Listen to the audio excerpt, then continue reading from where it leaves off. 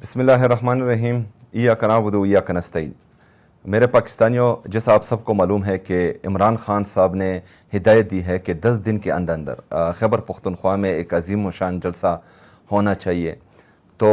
پاکستان تحریک انصاف کی لیڈرشپ نے خیبر پختونخوا کے ضلع مردان میں 19 اپریل بروز اتوار کو 3 بجے ایک عظیم و شان جلسہ اناؤنس کیا ہے۔ تو اس میں تمام پاکستانیوں کو دعوت دی جاتی ہے۔ ہم نے ثابت کرنا ہے کہ عمران خان صاحب کو اگر ناحق قید کیا ہوا ہے، اگر ان کی اہلیہ بشرا بی بی کو ناحق قید کیا ہوا ہے، اگر پاکستان تحریک انصاف کی تمام لیڈرشپ پر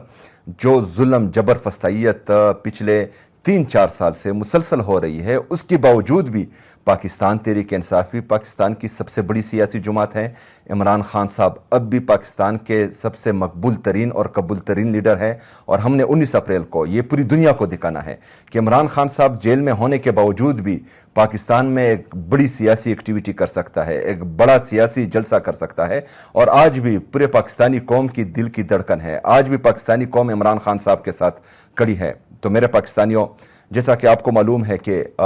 جب سے یہ جلسہ اناؤنس ہوا ہے تو کچھ جو ڈیجیٹل میڈیا کے ٹاؤٹس ہیں وہ مسلسل اس جلسے کو ناکام بنانے کی کوشش کر رہے ہیں، لیکن آپ کے علم میں ہونا چاہیے کہ وہاں عمران خان صاحب جو بھی بات کرتے ہیں تو وہ صرف جو بندہ وہاں موجود ہوتا ہے وہ نہیں سنتا،